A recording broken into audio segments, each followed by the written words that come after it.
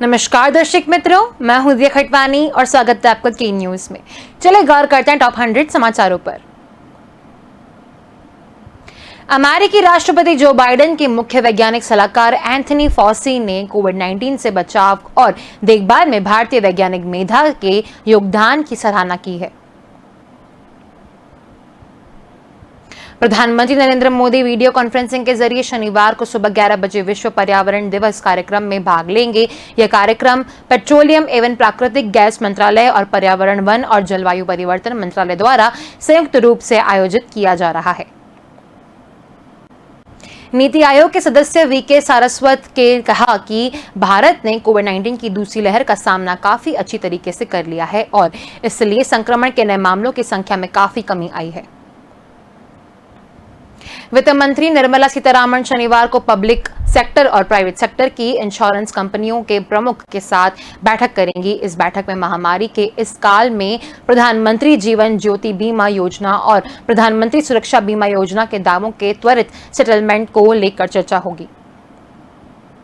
अंतर्राष्ट्रीय क्रिकेट परिषद ने कोरोना संकट को देखते हुए भले ही भारतीय क्रिकेट कंट्रोल बोर्ड को इस साल होने वाले T20 विश्व कप की मेजबानी पर फैसला लेने के लिए 28 जून तक का समय दिया हो, लेकिन इस बात के पूरे आसार हैं कि T20 विश्व कप का आयोजन अब भारत में नहीं बल्कि संयुक्त अरब अमीरात में होगा। मुख्यमंत्री योगी आदित्यनाथ ने चिकित्सा एवं स्वास्थ्य सुविधाओं में तकनीक से इस्तेमाल पर जोर देते हुए कहा है कि टेलीमेडिसिन और टेली सिलेक्शन की बढ़ावा देकर इसकी सुचारू व्यवस्था की जाए। कोरोना की तीसरी लहर में बच्चों के सबसे अधिक प्रभावित होने की आशंका के बीच उनके लिए वैक्सीनेशन की उपलब्धता सुनिश्चित करने की तैयारी की गई है। उम्मीद की जा रही है कि इस महीने में अंत तक भारत में बच्चों के लिए स्वदेशी वैक्सीन उपलब्ध हो जाएगी। 5वीं नेटवर्क के खिलाफ अभिनेत्री जूही चावला की याचिका पर दिल्ली हाई कोर्ट ने शुक्रवार को अपना फैसला सुनाते हुए बड़ा झटका दिया है। 5G टेक्नोलॉजी के खिलाफ दायर जूही चावला की याचिका को दिल्ली हाई कोर्ट ने खारिज करते हुए वादी पर 20 लाख रुपए का जुर्माना लगाया है। भारतीय चिकित्सा अनुसंधान परिषद ने हाईकोर्ट को सूचित किया है कि एफोटेरिसिन बी के अलावा भी फंगस के इलाज का फॉर्मूला उपलब्ध है जिनसे बीमारी के प्रभाव को कम किया जा सकता है। देश में कोरोना वायरस के खिलाफ टीकाकरण अभियान में अब तक वैक्सीन की 22.75 करोड़ डोज लगाई गई है। अभियान के 140वें दिन शुक्रवार को शाम 7 बजे तक के आंकड़ों के मुताबिक 33,57,713 डोज लगाई गई है। ताउते चक्रवात की चपेट में आकर डूबे बार्ज P305 और टगबोट वरपद्रा मामले में ANGC ने बड़ी कार्रवाई की है। इससे अपने 3 कार्यकारी निदेशकों को निलंबित कर दिया है। ये तीनों अधिकारी जांच पूरी तक होने निलंबित रहेंगे। मुख्यमंत्री तीरथ सिंह रावत शनिवार को दिल्ली का रुख करेंगे। पहले कुंभ और फिर कोरोना की दूसरी लहर के प्रकोप से निपटने में व्यवस्था तीरथ के दिल्ली दौरे के आड़े आ गई है। वैक्सीन की किल्लत दूर नहीं हो रही है। केंद्र सरकार की वैक्सीन के भरोसे ही लौटेंगे और टीके लग रहे हैं। राज्य सरकार को वैक्सीन उपलब्ध नहीं हो रही है। सबसे अधिक दिक्कत युवाओं को आ रही है। कांग्रेस नेताओं ने शुक्रवार को जिला सचिवालय में ADC को राष्ट्रपति के नाम ज्ञापन सौंपा। साडोरा विधायक रेणुबाला ने कहा कि कोविड महामारी के दौरान सरकार ने जिम्मेवारी नहीं निभाई। वेंटिलेटर, दवा व कोविड अस्पताल के प्रबंध या तैयारी सरकार द्वारा नहीं की गई है। राजगुरु मार्केटिंग पार्किंग को लेकर नगर निगम प्रशासन और व्यापारियों में एक बार फिर से टकराव की स्थिति पैदा हो गई है। कारण है कि नगर निगम प्रशासन से राजगुरु मार्केट की पार्किंग को ठेके पर दे दिया है। आज 5 जून को संपूर्ण क्रांति दिवस है। 47 वर्ष पहले इसी दिन पटना के गांधी मैदान में जयप्रकाश नारायण ने तत्कालीन प्रधानमंत्री इंदिरा गांधी के तानाशाही शासन के खिलाफ संपूर्ण परिवर्तन का नारा दिया है। आदिवासियों की मिनी असेंबली मानी जाने वाली झारखंड जनजातियां परामर्शद परिषद के सदस्यों को मनोनयन अब मुख्यमंत्री कर सकेंगे। इसमें पूर्व की नियमावली के मुताबिक राजभवन की भूमिका नहीं होगी। हरियाणा फिर नंबर 1 बन गया है। हरियाणा तेज तरक्की करने वाले राज्यों में पहले पायदान पर है। नीति आयोग ने भी इस पर मुहर लगाई है। हरियाणा में औद्योगिक निवेश और रोजगार सहित विभिन्न आर्थिक मोर्चों पर विपक्षी दल जहां प्रदेश सरकार पर हमलावर हैं, वहीं नीति आयोग की रिपोर्ट कुछ और ही बयां कर रही है। उत्तराखंड में कोरोना वायरस संक्रमण के मामलों में कमी को देखते हुए कोविड कर्फ्यू में ढील देने की उठ रही मांग पर फैसला 7 जून को होने वाली बैठक में लिया जाएगा। इस बीच मुख्यमंत्री तीरथ सिंह रावत स्थिति पर नजर रखने के साथ ही जिलों से लगातार फीडबैक ले रहे हैं। नीति आयोग के सदस्य वीके सारस्वत ने कहा है कि भारत ने कोविड-19 की दूसरी लहर का अच्छी तरीके से प्रबंधन किया है, जिससे देश में नए मामलों की संख्या में काफी कमी आई है। इंग्लैंड और न्यूजीलैंड के बीच लॉर्ड्स में खेले जा रहे पहले टेस्ट मैच के तीसरे दिन का खेल बारिश की बैंड चढ़ गया है और एक भी गेंद डालने के बाद दिन का खेल समाप्त करने की कोशिश की जा रही है। सुबह के मुख्य योगी आदित्यनाथ ने शुक्रवार को Purvanchal expressway, Bulandshahr expressway, Ganga expressway एवं गोरखपुर लिंक एक्सप्रेसवे परियोजनाओं की समीक्षा बैठक की। यह बैठक मुख्यमंत्री के लखनऊ स्थित सरकारी आवास पर की गई। लगातार सीएम नीतीश के खिलाफ आपत्तिजनक बयानबाजी करने के बाद पार्टी के उनके खिलाफ कार्रवाई करते हुए पार्टी से निलंबित कर दिया है, जिसकी जानकारी प्रदेश बीजेपी अध्यक्ष संजय जायसवाल की ओर से एक चिट्ठी जारी की गई थी। मुख्यमंत्री तीरथ सिंह रावत आज जनपद के एक दिवसीय दौरे पर पहुंचेंगे, जहां उन्होंने ईएसआईसी अस्पताल का निरीक्षण कर व्यवस्थाओं का जायजा लिया। कोरोना सहायता समूह के संरक्षक जेबी सिंह ने मुख्यमंत्री को समूह द्वारा किए गए कार्यों के बारे में विस्तृत रूप से अवगत किया है। सीबीआई के अधिकारी अब अपनी ड्यूटी के दौरान जीन्स, टी-शर्ट और स्पोर्ट्स शूज नहीं पहन सकेंगे। सीबीआई के नए चीफ सुबोध कुमार जायसवाल ने पद संभालते की ड्यूटी ही दौरान कोरोना अधिकारियों का स्टाफ के लिए ड्रेस कोड तैयार किया गया था। कोरोना की दूसरी लहर ने चालू वित्त वर्ष के दौरान तेज विकास कर की उम्मीद को झटका दिया है। भारतीय रिजर्व बैंक ने वित्त वर्ष के लिए जीडीपी विकास दर के 10.5% अनुमान को घटाकर 9.5% कर दिया है। उत्तरी मैक्सिको सीमा में छोटे पैमाने पर चलाए जा रहे कोयले की खदान में शुक्रवार को दुर्घटना हुई, जिसमें 7 मजदूर फंस गए। कोहावलिया ने बताया कि खदान में बाढ़ आने के कारण यह हादसा हुआ। कोयला का यह खदान मुजिकल टाउनशिप में है। नेपाल में कार्यवाहक प्रधानमंत्री केपी शर्मा ओली ने फिर से अपराधीय कदम उठाया है। ऐसे में जबकि संसद भंग हो गई है, चुनाव की घोषणा हो गई है और संसद भंग करने के खिलाफ दायर याचिकाओं पर सुप्रीम कोर्ट में सुनवाई चल रही है। ब्रिटेन में 12 से 15 साल के बच्चों का टीकाकरण होने जा रहा है। समाचार एजेंसी के मुताबिक ब्रिटिश दवा नियामक ने देश में 12 से 15 साल के बच्चों के टीकाकरण के लिए फाइजर बायोटेक्निक की कोविड वैक्सीन को मंजूरी प्रदान की है। अमेरिका और उसके सहयोगियों द्वारा सैन्य बलों की वापसी के बीच चीन अफगानिस्तान में अपना प्रभाव बढ़ाने के प्रयासों में जुट गया है। इसने अफगानिस्तान के साथ सुरक्षा और आर्थिक सहयोग बढ़ाने का अनुरोध किया है। फेसबुक ने पूर्व अमेरिकी राष्ट्रपति डोनाल्ड ट्रंप के खातों को 2 साल के लिए निलंबित कर दिया है। समाचार एजेंसी के बताया कि यह आदेश इस साल 7 जनवरी के प्रारंभिक निलंबन की तारीख से प्रभावी है। मालूम हो कि ट्रंप के संचार मंच from the desk of Donald J Trump नामक एक ब्लॉग को लॉन्च होने के 1 महीने से भी कम समय से बंद किया जा चुका है। कोरोना के मामले अब लगातार कम होते दिख रहे हैं। रोजाना नए मामलों में गिरावट जारी है। राजधानी दिल्ली में पिछले 24 घंटे में 523 नए मामले सामने आए हैं कि जब 50 लोगों की कोरोना से मौत हो गई है। सीएम योगी ने प्रदेश में कोरोना के आंकड़े कम होते ही अनलॉक की प्रक्रिया शुरू कर दी है। मुख्यमंत्री चाहते हैं कि लोग अपनी आर्थिक शक्ति की भरपाई कर ले और अपना जीवन यापन शुरू कर ले। इस समय आगरा में सावधानी हटी और दुर्घटना घटी वाली कहावत एकदम सटीक बैठती है। All India institute of medical sciences की ब्रेक थ्रू स्टडी में यह पाया गया है कि जिस भी व्यक्ति ने वैक्सीन लगवाई है उसकी कोरोना से मौत नहीं हुई है। किसी कारण से अगर वैक्सीन लेने वाला व्यक्ति कोरोना संक्रमित हो जाता है तो उसे ब्रेक थ्रू इन्फेक्शन कहा जाता है। पाकिस्तान के प्रधानमंत्री इमरान खान की सियासत पूरी तरह से भारत के विरोध पर टिकी है। कोरोना महामारी के बीच एक बार फिर इमरान ने अपनी एक जनसभा में पाकिस्तान की अर्थव्यवस्था की तुलना भारत से करते हुए देश में वाहवाही लूटने में लगे रहे हैं। चीन, वुहान लैब और कोरोना वायरस को लेकर अमेरिका के शीर्ष स्वास्थ्य विशेषज्ञ डॉक्टर एंथनी फॉसी ने हजारों निजी ईमेल के सामने आने के बाद चीन की ओर से पहली प्रतिक्रिया सामने आई है। चीन ने इस ईमेल के खुलासे के बाद एक बार फिर से वुहान लैब से कोरोना वायरस के लीक होने की बात से इनकार किया है। तालिबान और अल-कायदा का करीबी बनी हुई है। यूएन ने अपनी एक रिपोर्ट में यह चौंकाने वाला खुलासा किया है। संयुक्त राष्ट्र निगरानी दल की एक रिपोर्ट में कहा गया है कि तालिबान अभी भी अल-कायदा के साथ घनिष्ठ संबंध बनाए हुए है। देश में कोरोना वायरस के नए मामलों में तेजी से गिरावट देखने को मिल रही है। हालांकि वायरस से मरने वालों की संख्या सरकार की चिंता भी बढ़ा रही है।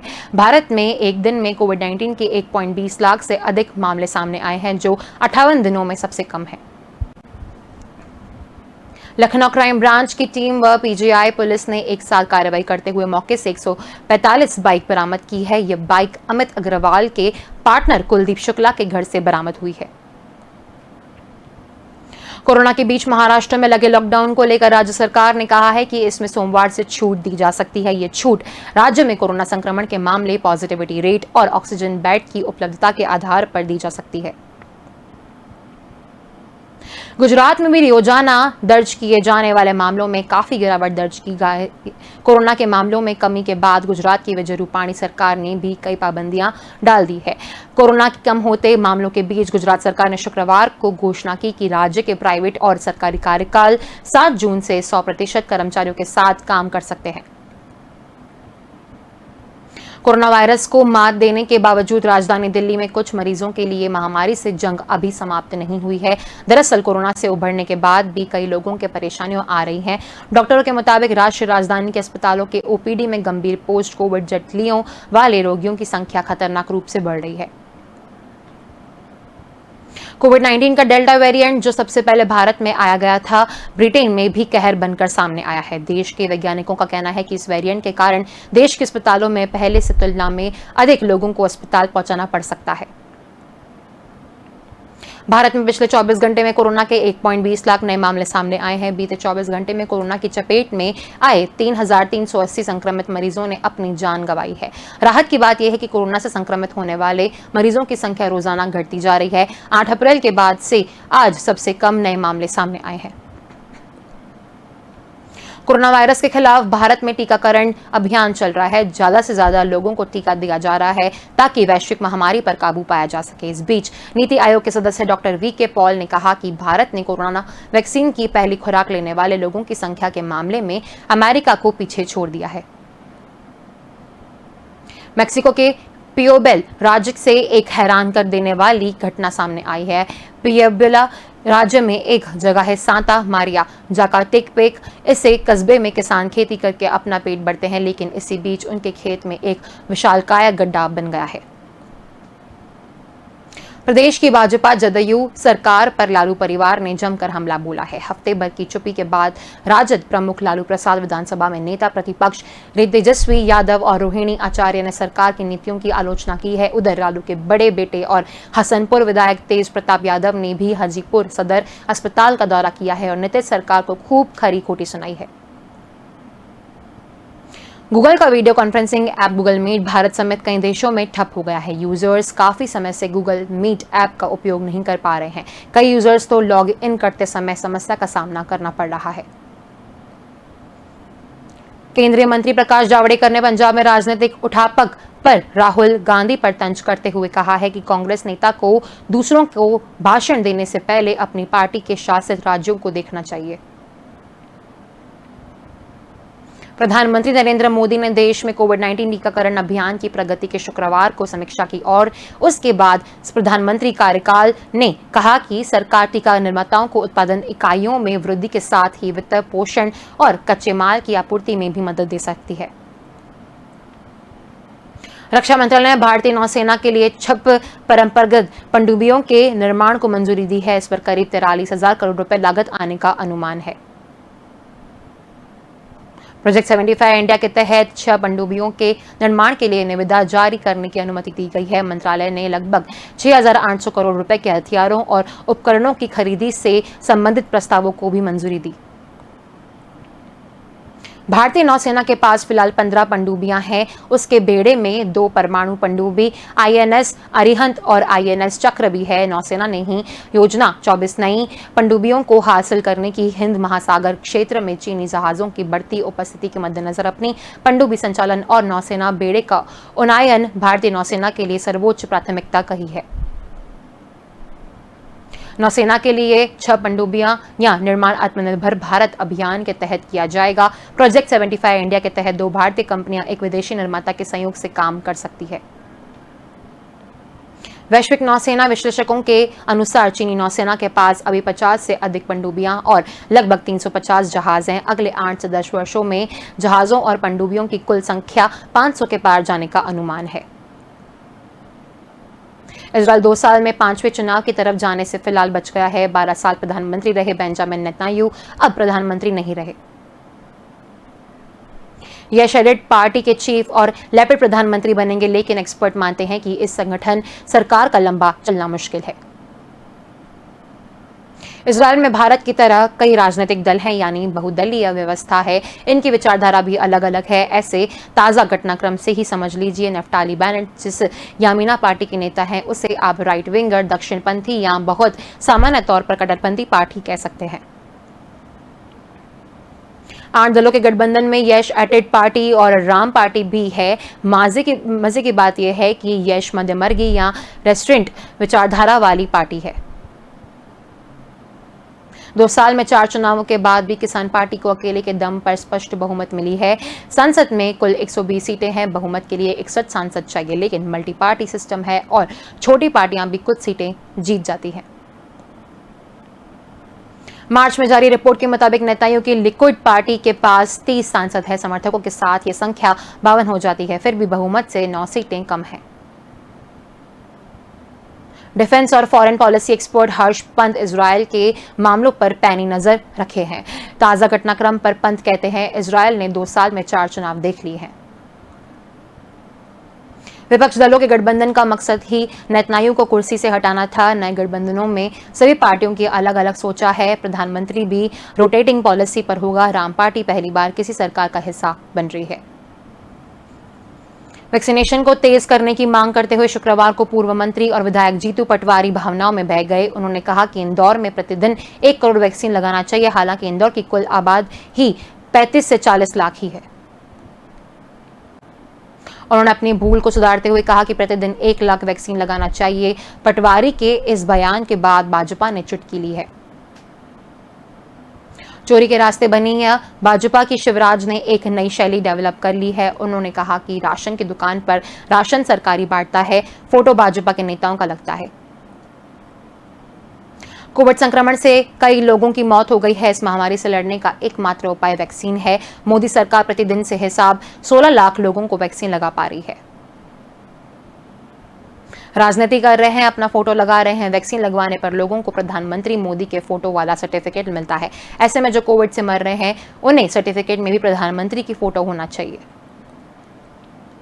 इंदौर में अपर कलेक्टर की सरकारी गाड़ी लेकर सुरक्षाकर्मी एक दुकान पर पहुंचा। दुकान खुलवाई गई और साहब से लिए खरीदी गई। आम जनता दुकान पर खरीदी करे या दुकान खोले तो उसे जेल भेज दिया जाता है।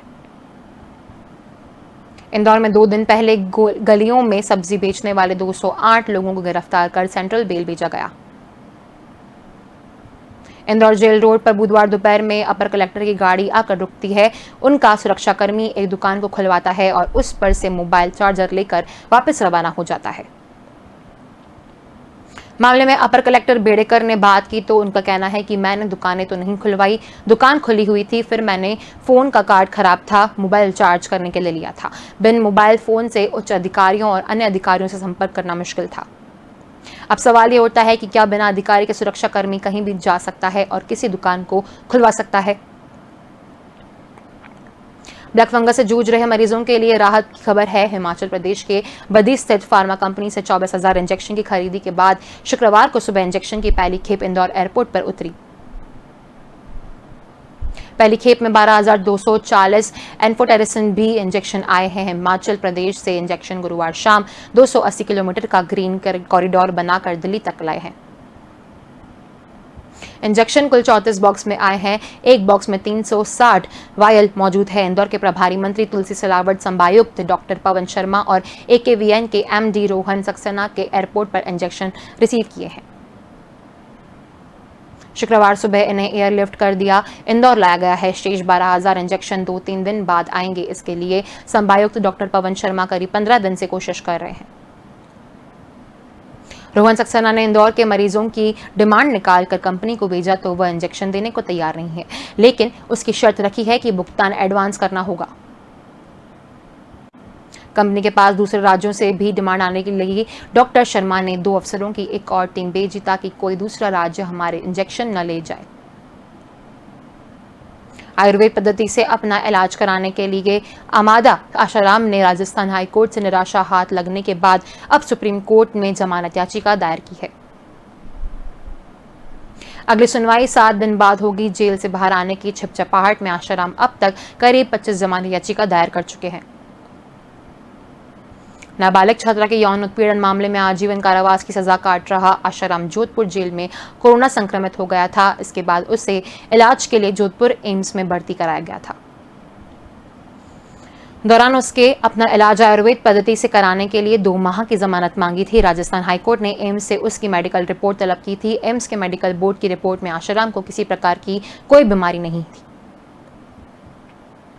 आशाराम ने हाईकोर्ट से इस फैसले को आज सुप्रीम कोर्ट में चुनौती दी। आशाराम के वकील राकेश लूथरा ने अर्जी पेश कर जमानत देने की मांग की। शुक्रवार को दिन पर दिलचस्पी धूप रही, मगर शाम होते ही रायपुर शहर बारिश से सरोबर हो गया। जयस्तंभ चौक, मालवीय रोड और तालिबांदा और हिस्सों में लोग दुकानों के लिए शेड के नीचे खुद को भीगने से बचाते नजर आए।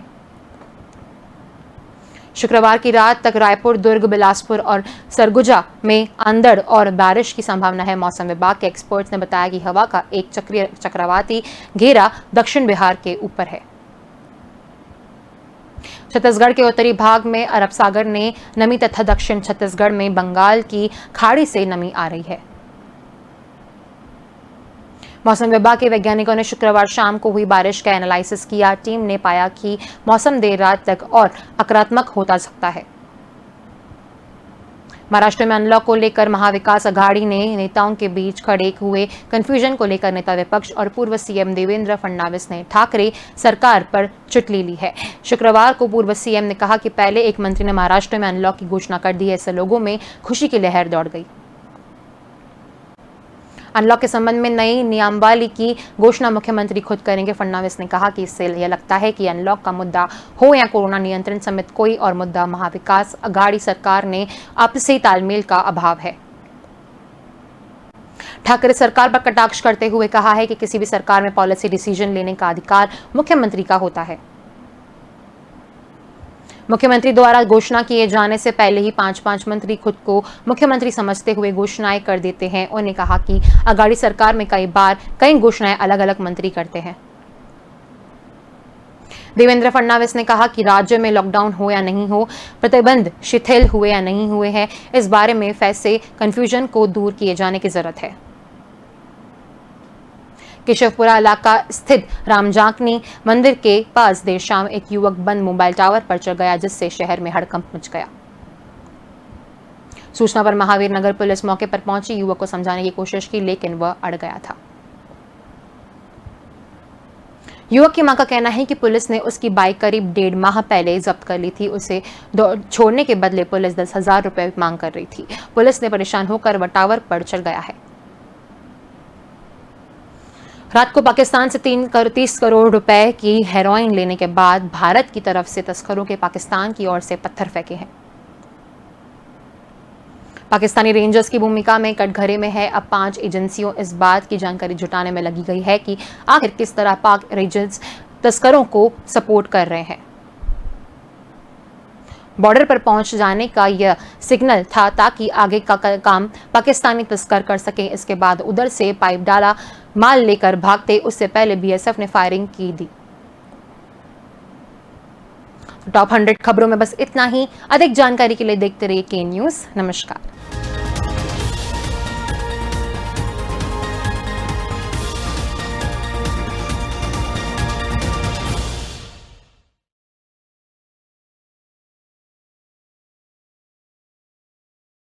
गो रक्षा से लेके